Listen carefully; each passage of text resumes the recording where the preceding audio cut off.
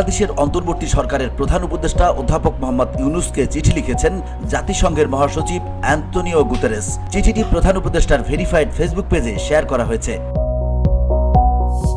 এর আগে জাতিসংঘের মহাসচিবের উদ্দেশ্যে একটি চিঠি লেখেন প্রধান উপদেষ্টা। জাতিসংঘের মহাসচিব 25 ফেব্রুয়ারির উত্তর দিয়েছেন। প্রধান উপদেষ্টার প্রেস উইং জানায়, চিঠিতে বাংলাদেশ ও ডক্টর ইউনূসের নেতৃত্বে সংস্কার প্রক্রিয়ার প্রতি সমর্থনের কথা পুনর্ব্যক্ত করেছেন গুতেরেস।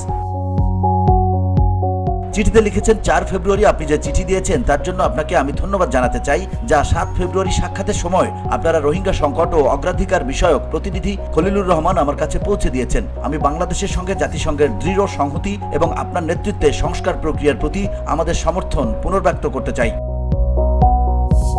অ্যান্তোনিও গুতেরেস বাংলাদেশ সহ এই অঞ্চলে রোহিঙ্গা সংকটের প্রভাব নিয়ে সৃষ্ট উদ্বেগ এবং রাখাইনে মানবিক পরিস্থিতির অবনতির কথা উল্লেখ করেছেন। এই ইস্যুতে কাজ চালিয়ে যাওয়ার অঙ্গীকার প্রকাশ করেছেন।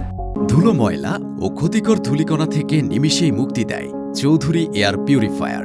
এর শক্তিশালী সাকশন ঘরের কোনায় কোনায় লুকিয়ে থাকা সকল ধুলা টেনে ফিল্টার করে এবং বের করে আনে নির্মল ও স্বাস্থ্যকর হাওয়া।